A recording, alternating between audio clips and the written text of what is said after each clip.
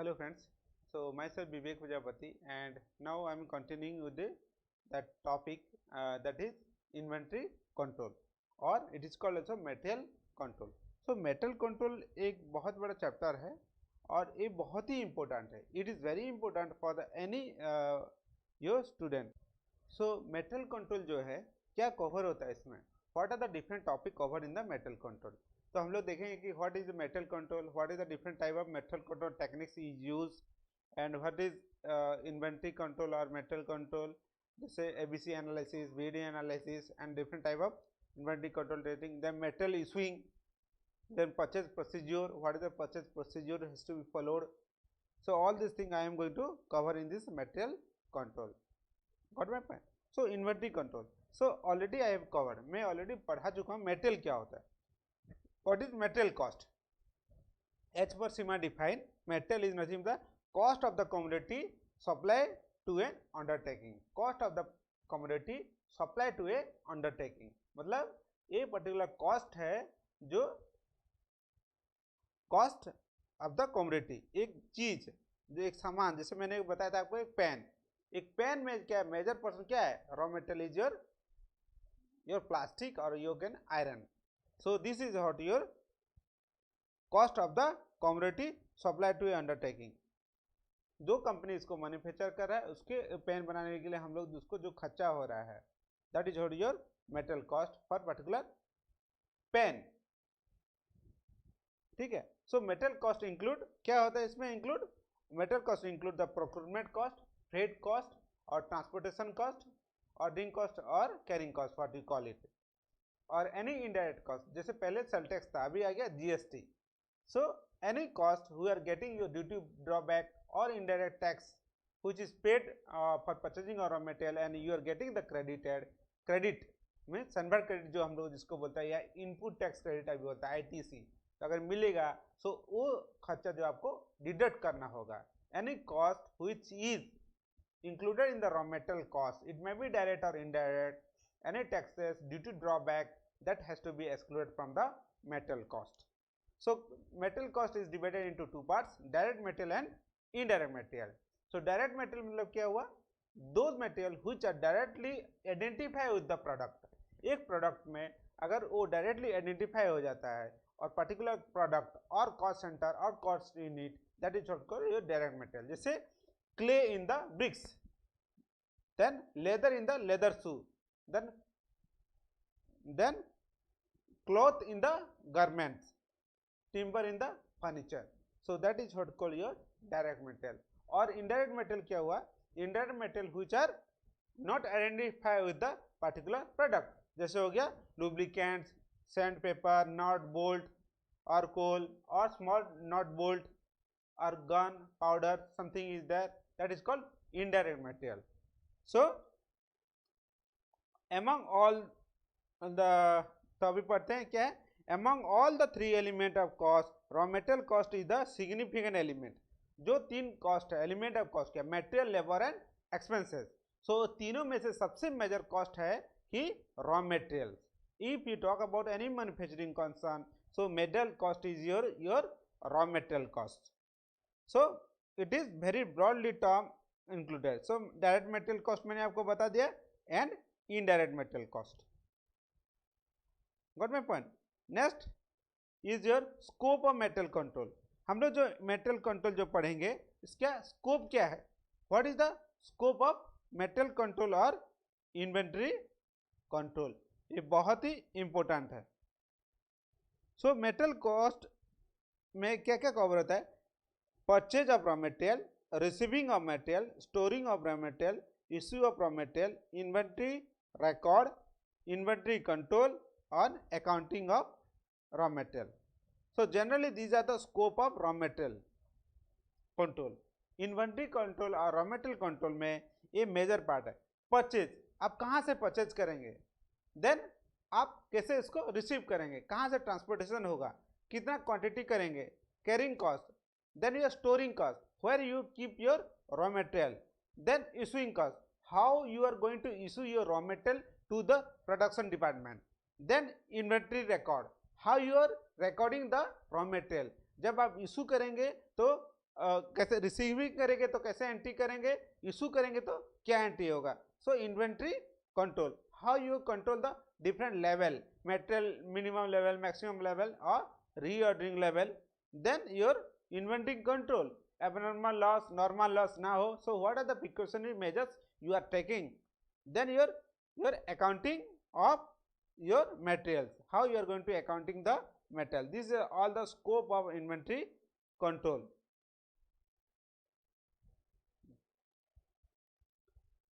ये जो चार्ट है, मैं अभी जो चार्ट है, flow chart of material flow of manufacturing concern, जो मेटेरियल मैन्युफैक्चरिंग कंसर्न में ये जो है इन्वेंट्री और मेटेरियल कंट्रोल फ्लो चार्ट जो है जरूरी होता है। अगर हम इसको समझ जाएं तो इन्वेंट्री कंट्रोल को इजीली हम लोग समझ सकते हैं। सो what is the raw material receive from the supplier, क्या होता है, स्टोर डिपार्टमेंट, जो प्रोडक्शन डिपार्टमेंट है वो क्या होता है, वो एक रिक्विजिशन देते हैं, स्टोर रिक्विजिशन देते हैं, किसको, योर स्टोर डिपार्टमेंट को। तो स्टोर डिपार्टमेंट क्या करता है, मेटेरियल रिसीव करता है सप्लायर को, वो टेंडर होता है, प्रोसेस होता है।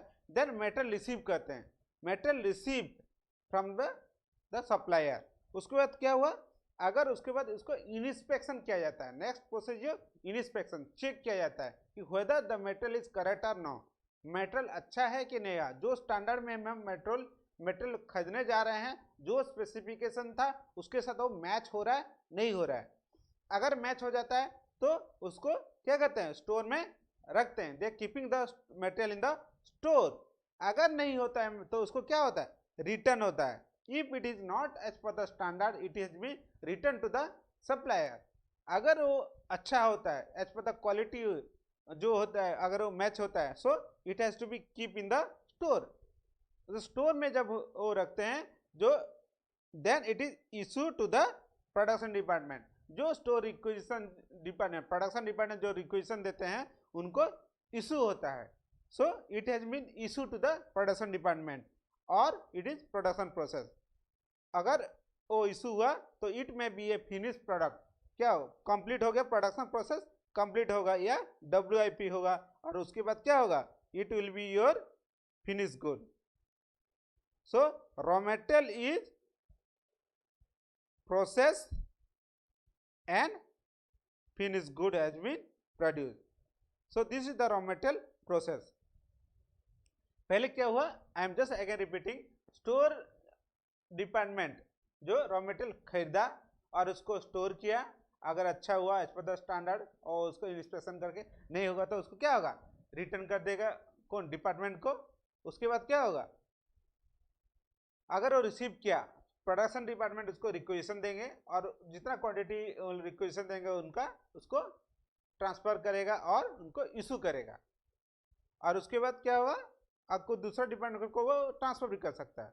देन इशू करने के बाद हो गया, उसको जितना है उसको रिकॉर्ड कीपिंग करना है। फिर प्रोडक्शन डिपार्टमेंट क्या हो, प्रोडक्शन प्रोसेस करेंगे और उसको कन्वर्ट करेंगे फिनिश गुड में और in the process. So what is the major movement of raw material, जो हम लोग मूवमेंट ऑफ रॉ मटेरियल है, फ्लो ऑफ मूवमेंट है, जैसे प्लानिंग ऑफ रॉ मटेरियल, आप कहाँ से खरीदेंगे, planning of material, then procurement of raw material, then receiving और इंस्पेक्शन ऑफ मटेरियल जो मैं आपको समझाया था, then store material, store of material required to the product issue to the various production department. Store department हो गया जो raw material को वेरियस प्रोडक्शन डिपार्टमेंट को इशू करेगा। Then store record has to be maintained. This is the flow of raw material. Then essential of inventory control procedure, क्या essential है, what is the significance or need of inventory control? First, coordination between the department of production, purchase, inspection and storer accounts। जो बहुत सारे production जो है department होता है organisation में, क्या क्या डिपार्टमेंट होता है, प्रोडक्शन होता है, सेल्स होता है, ये डिस्ट्रीब्यूशन होता है, इंस्पेक्शन होता है, स्टोर होता है एंड अकाउंट्स होता है, HR department. So different departments होते हैं। So naturally all the department का जो है कोऑर्डिनेशन चाहिए, all the department coordination is required for inventory control. Then centralised purchasing organisation under the supervision of central person, अगर ये सेंट्रलाइज परचेज है, मतलब पूरा कंपनी का और एक ही डिपार्टमेंट अगर परचेज होगा उसको सेंट्रल बोलते हैं, और इंडिविजुअल डिपार्टमेंट अगर अपना परचेज करता है दैट इसको decentralize purchase. Then use of standard printing format of requisition और purchasing goods receive road number inspection issue, जो भी है प्रिंटिंग ऑफ डिफरेंट फॉर्म्स जैसे इशू और requisition, slip number issue and packing of goods, inspections, all these things. Then effective system of internal control system, effective control of effective system of internal control system, जो भी internal control system हो, जो inventory purchase हो रहा है उसको properly use करने के लिए इन्वेंट्री कंट्रोल सिस्टम होना चाहिए, internal control. Then purchase prepare store all our material, paper for store material, prepare the store materials papers. Then perpetual inventory, then report quantity received, then reconciliation with the accounts record. So this is the total essential of inventory control. So basic objective क्या है? What is the objective of inventory control? So objective of inventory control, क्या basic objective है inventory control को? First is your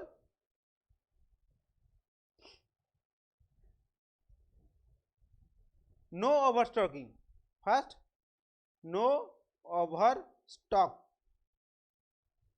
no over stocking. आप raw material बहुत ज्यादा अपने store पे नहीं रख सकते हो, बिकॉज आप सुने होंगे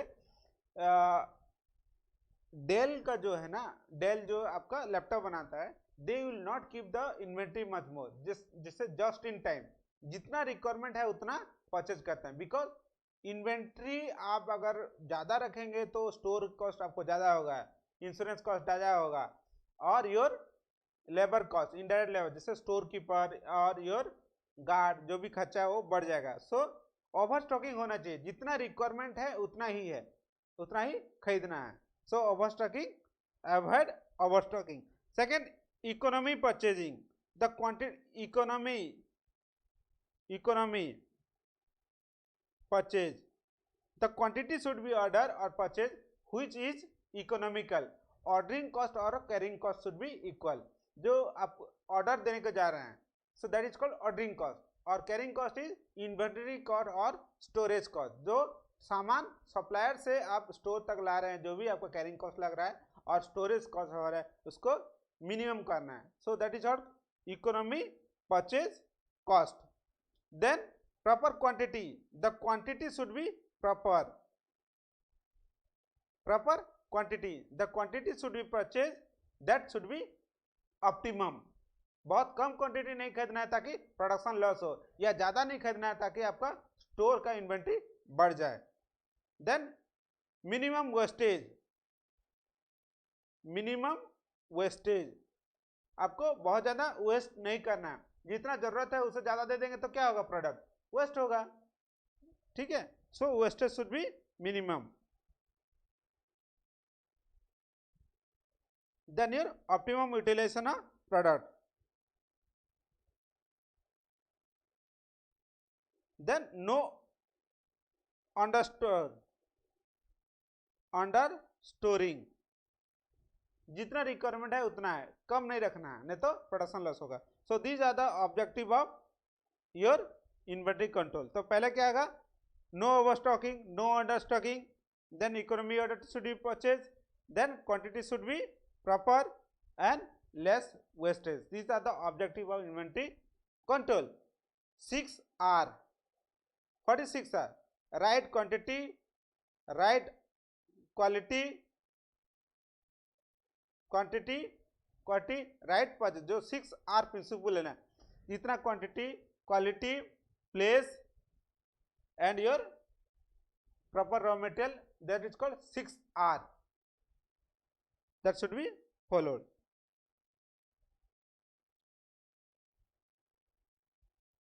देन सम टर्मोलॉजी और some term which is use in inventory control.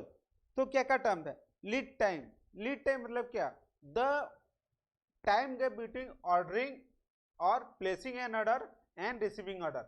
आपने आज ऑर्डर किया 1/4/2010 को ऑर्डर किया, आपका मटेरियल रिसीव हुआ 10/4/2010।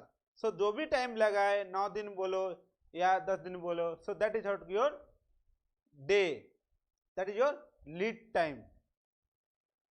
The time donate the day of week और मंथ, ये डे भी हो सकता है, वीक भी हो सकता है, मंथ भी हो सकता है, बिटवीन ऑर्डरिंग और replacement and your receiving of material. Order place and receiving जो गैप होता है that is called your lead time. It is a very crucial. Then long lead time lead to a more effort to be made for planning. Short lead time also may really available need for the stocking. अगर short lead time होगा तो आपको ज़्यादा रखना पड़ेगा store, और long होगा तो आपको क्या होगा, इसका प्रॉपर प्लानिंग करना पड़ेगा। और ये जो लीड टाइम हो बहुत ज़्यादा लंबा नहीं होना चाहिए या बहुत ज़्यादा शॉर्ट होना नहीं चाहिए। देन अदर इज डिमांड और यूसेज। डिमांड और यूसेज मतलब how much you are consuming. 1 ton जो है, suppose you are using your raw material और iron, so you are producing a chair, लोहा का चेयर बना रहे हो। So what is your consumption? Consumption is nothing but the demand of finish product by consumer और demand for raw material by production department. अगर consumer होगा तो final, अगर कंज्यूमर होगा तो how much they are consuming, so that is your finish good demand. अगर एक production department होगा तो रॉ मेटेरियल वो डिमांड करेगा for producing the product, that is what demand. और स्टोर डिपार्टमेंट होगा तो maintain the particular quantity of store in the store. It is normally the unit required और quantity, that is what called demand or usage. It is very crucial. Then physical stock. What is physical stock? Physical stock means it is the stock in hand. आपके पास कितना stock है, that is called your physical stock on hand at present given of time. The stock at your present given of time. Then your free stock, the quantity of the stock freely available for usage or point of time. ये ज़्यादा important नहीं है। Then buffer stock, it is called safety stock. Buffer stock मतलब हो गया safety stock. Got my point? Next is your pricing issue. जो भी आप इन्वेंट्री रिसीव करते हैं by the store department is receiving the material and they are issuing to the production department. So what is the method of issue? So these are the method: FIFO method, fast in fast out, then LIFO, last in fast out, then HIFO, highest in fast out, then simple average, weightage average, periodical average, moving average, specific rate or standard rate. So these are the method of issue of inventory. हम लोग सब देखेंगे, FIFO method, LIFO method, your average, weightage average, periodic average, moving average, specific rate and standard rate. So हम लोग देखेंगे इसको one by one detail. So these are the pricing issue methodology.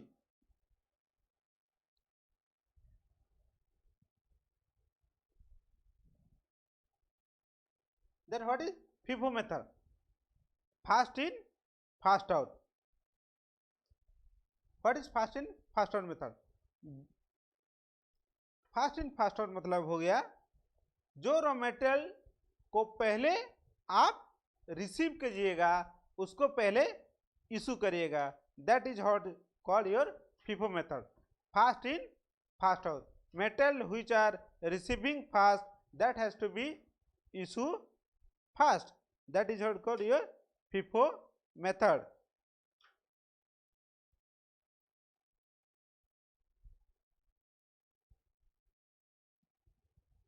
So metal, this is the method assume that raw metal are issued for consumption in the same sequence which is received.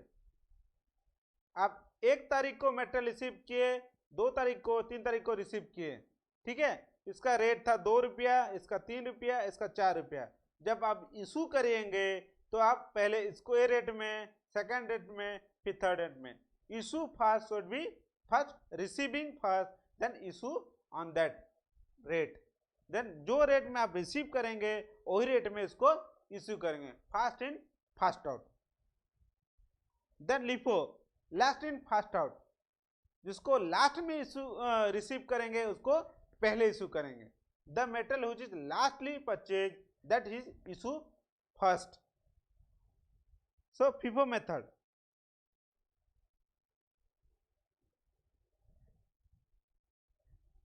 Generally material are in the FIFO method. FIFO method में क्या होता है, material are purchase at the actual cost, एक actual cost में इसको purchase किया जाता है, और closing stock is value in the last price paid.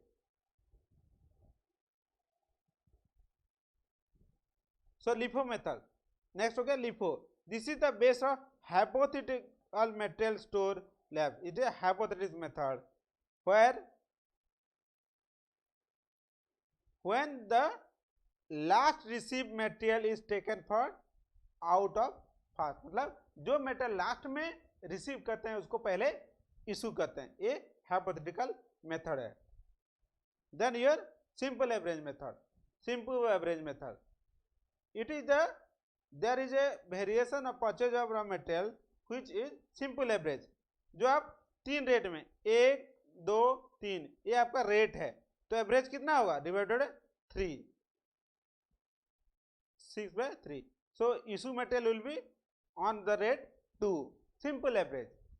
जो रेट में आप रिसीव करेंगे उसका सिंपल एवरेज हो जाएगा, that is your simple average. Issue should be made as per simple average method. Then weightage average method, weightage average method क्या होगा, total weightage होगा आपका, total your value divided by total quantity, value divided by quantity. जितना आप raw material receive करेंगे, जो stock बचेगा आपका, टोटल जितना वैल्यू ऑफ स्टॉक रहेगा divide by total quantity. So 2 rate आएगा और वही रेट पे आपको इन्वेंट्री को वैल्यू करना है, that is called your weightage average method. So पहले सिंपल एवरेज पढ़ते हैं। Where many variation in the purchase, जब प्राइस जो बहुत फ्लक्चुएट करता है तब ये सिंपल मेथड यूज होता है, और this method is receive before issue of average, the rate is apply the pricing issue of raw material. Then weightage average method is overcome the demerit, जो भी सिंपल एवरेज मेथड में जो demerit था उसको overcome करने के लिए weightage average method use किया गया। Then periodic average method, this is the rate of metal during the specific period.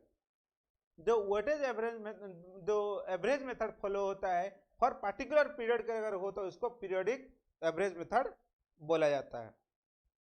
Then moving average method, ये एवरेज जो मूविंग होते रहता है।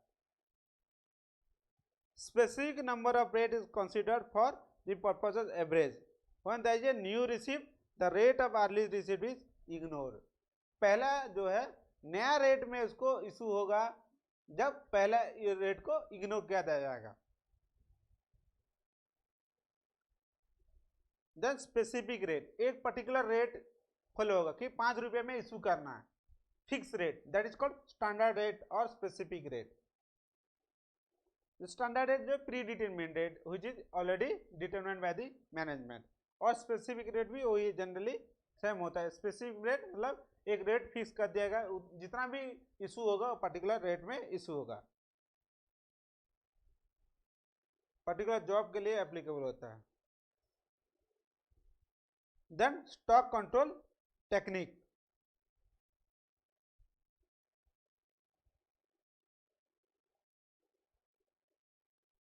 stock control technique.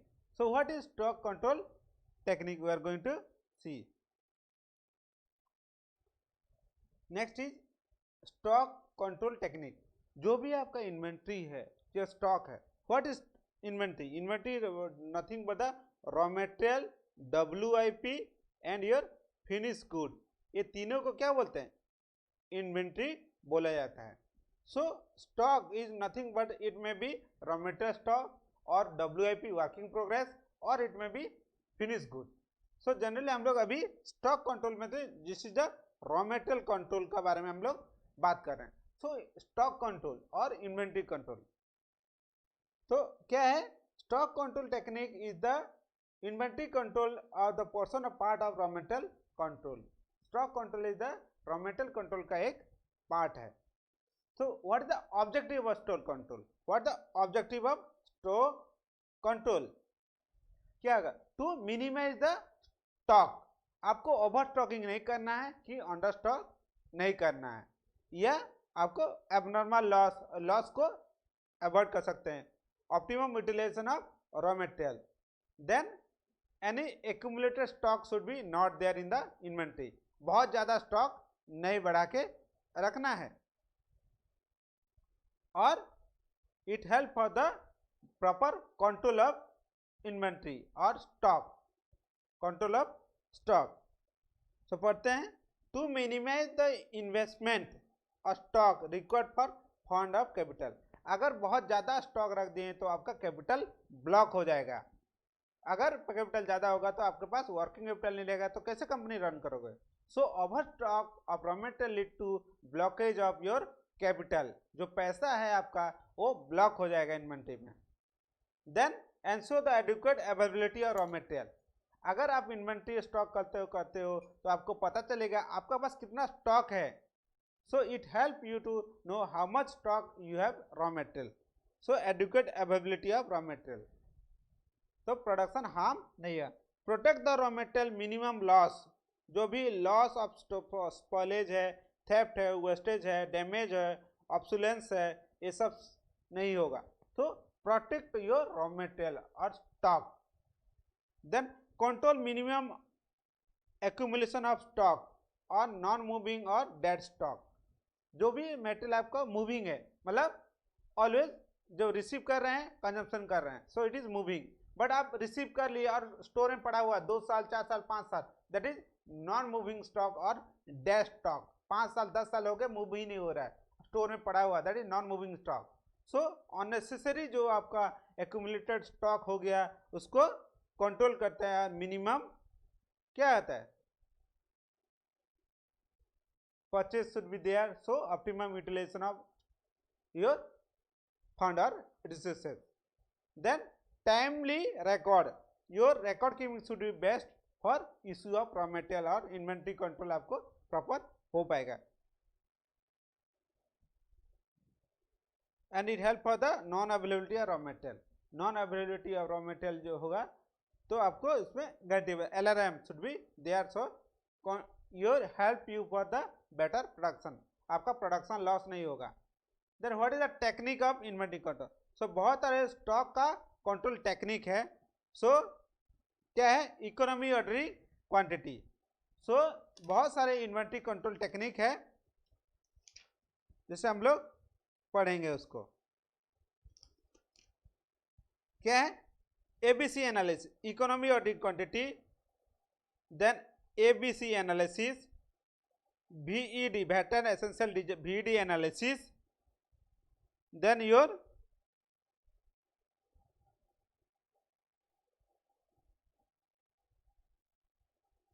ABC analysis, BD, sorry, then your level setting, different levels, reordering level, maximum level, minimum level, danger level, stock level, or your reordering quantity. So these are the different your technique of sorry. So first is your economy ordering quantity. So what is economy ordering quantity? So economy ordering quantity is not EOQ, economy ordering quantity, EOQ. So what is EOQ? EOQ is the quantity should be ordered with the ordering cost and your carrying cost is optimum. So the quantity should be ordered where your ordering cost and carrying cost is optimum, that is called your.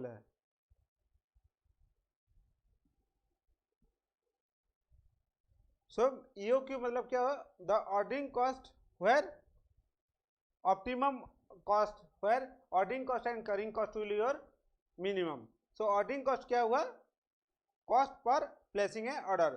सो इसका formula जो है generally दो method है आपका. एक EOQ का मैंने already बताया है आपको. ये आपका नंबर ऑफ ऑर्डर है, 1 2 3 4 5 ऑर्डर है. सो this is your ordering cost curve and this is your carrying cost curve. और ये हो गया आपका टोटल कॉस्ट. सो जो EOQ जहाँ intersect ordering cost and your carrying cost like EOQ, इसको बोलते हैं EOQ. ये हो गया फॉर्मूला मेथड. और दूसरा हो गया आपका, ये हो गया ग्राफिकल मेथड. फॉर्मूला मेथड में क्या होगा, 2CO by I, 2CO by R, 2AO by C. A हो गया एनुअल कंजम्पशन, O हो गया ordering cost per order and C is your carrying cost और स्टॉक कॉस्ट. तो इसका जो फॉर्मूला बहुत सारे बुक में ऐसे देखते हैं 2AB by I या 2AB by CS लिखते हैं. सो जैसे एक एग्जांपल है, ये है 2 एनुअल कंजम्पशन. एनुअल कंजम्पशन हो गया योर A ऑर्डरिंग कॉस्ट. ये जो कॉस्ट पर ऑर्डर, एक ऑर्डर के लिए कितना कॉस्ट आता है. Then your carrying cost per unit. So मैंने एग्जांपल आपको इसमें बताया हूँ. जैसे एक कॉस्ट है 2CO by I, 2 इंटू 600 हो गया आपका.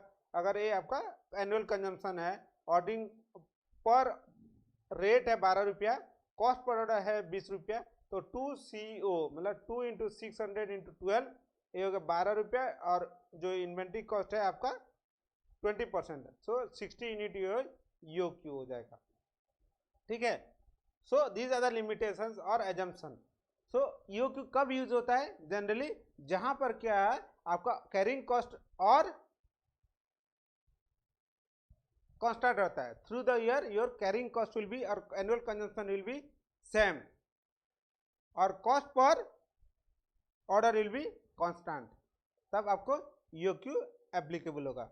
एंड लेवल, स्टॉक लेवल क्या है, maximum level, minimum level, danger level, ordering level and reordering quantity. तो हम लोग एक डायग्राम से इसको समझेंगे.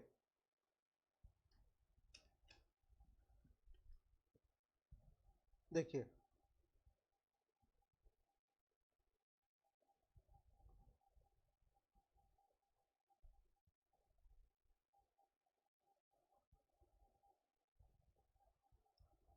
suppose this is your time in weeks, 1 2 3 4 5 6, 1 2 3 4, ये वीक है. और दिस इज योर क्वांटिटी, ये क्वांटिटी है. So next is your inventory different level. तो क्या क्या लेवल होता है, maximum level, minimum level, danger level, ordering level and your reordering quantity. So what is maximum level? So maximum level means this is the maximum quantity of material should not be held in the your stock. It is a maximum quantity that above stock should not be allowed in the store. Then minimum level means this is a minimum quantity of inventory should be kept in the store or in the department. Then danger level means usually it is the level where usually stop at this level or specific instruction होगा तभी danger level में रखते हैं, जो minimum level से भी कम होता है. एंड ऑर्डरिंग क्वांटिटी क्या होता है, it is a quantity of order. Then reordering level means it is a level where order is being place. जैसे मैंने डायग्राम बनाया था आपको, ये है आपका डायग्राम. ये हो गया time, this is the quantity order 1 2 3. तो ये हो गया maximum level. This is your reordering level where order is place. This is your consumption pattern and this is your minimum level and this is your danger level. minimum level का नीचे रहता है. और जो फॉर्मूला मैंने आपको बताया हूँ, दिस रीऑर्डरिंग लेवल, यहाँ है आपका फॉर्मूला डिटेल. देखिए maximum stock level, reordering level minus normal consumption और मिनिमम कंजम्पशन और नॉर्मल बोलो या minimum reordering quantity plus reordering quantity, that is your maximum stock level. Then minimum stock level is your reordering level minus average consumption or average lead time for delivery. Average consumption मतलब your maximum consumption plus your minimum consumption divided by 2. जैसे average lead time मतलब हो गया maximum lead time plus your minimum lead time divided by 2, that is your average lead time. Then reordering level is your average daily usage rate into lead time, reordering level. Then stock level of safety stock, it is the minimum stock to be kept. safety stock मतलब जो minimum level है आपको उसमें रखना ही पड़ेगा. और production does not stop, for which production does not stop. Then danger level, it indicate the level when normal issue has been stop. Danger level आ जाएगा तो नॉर्मल इशू नहीं होगा. For urgent attention of emergency, अगर danger level आए तो emergency है. Quantity should be order in the stock. तो ये सब फॉर्मूला है. और मैंने आपको इसमें और भी बताया था, जैसे एवरेज स्टॉक लेवल हो गया minimum level maximum by 2, half of minimum level plus half of reordering quantity भी होता है. Minimum level plus half of reordering. Danger level हो गया normal consumption into maximum reorder period for emergency purchase. ठीक है. So these are the different levels. तो shortage of time में मैं तो प्रॉब्लम नहीं करा रहा हूँ. Next I am going to cover about the ABC analysis. What is ABC analysis? ABC analysis क्या होता है कि the inventory are categorize into 3 level. 3 जो है कैटेगरी में डिवाइड होता है. A class item, B class item and C class your item. So what is A class item? Which is less quantity but high value. Less quantity but high value. B class item is means medium quantity and medium value, and C class item is high quantity but value is very less. अगर एक diagram में आप बनाना चाहेंगे, so this is the diagram generally it is follow.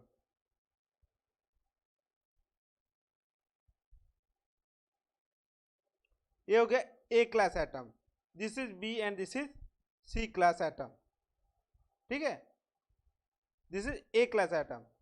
ए हो गया quantity, percentage of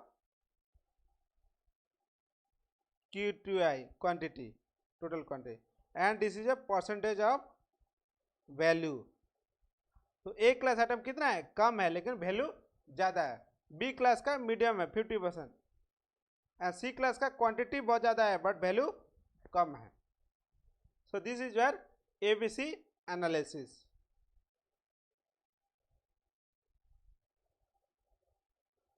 A class item को close ही आपको मॉनिटर करना जाएगा.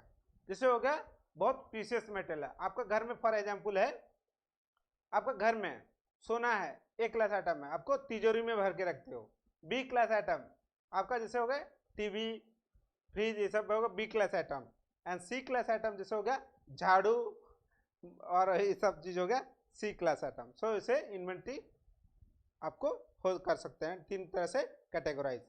B class item need elaborate control and no subject to control. So ABC category.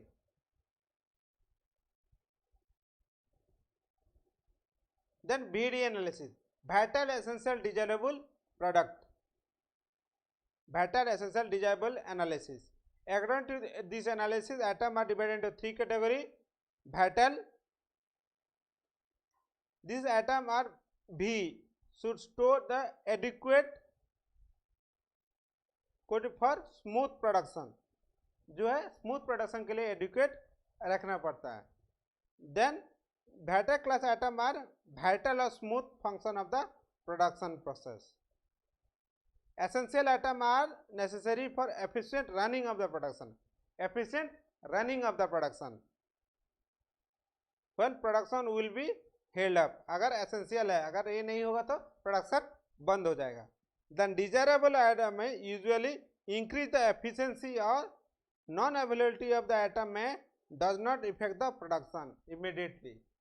जो भी desirable है कि वो होगा तब भी चलेगा, नहीं होगा तब भी होगा, प्रोडक्शन जो है उसमें हार्म नहीं होगा। And D class item is the have immediate effect of the production. So this is how your VD analysis. D class atom do not have immediate effect on the production.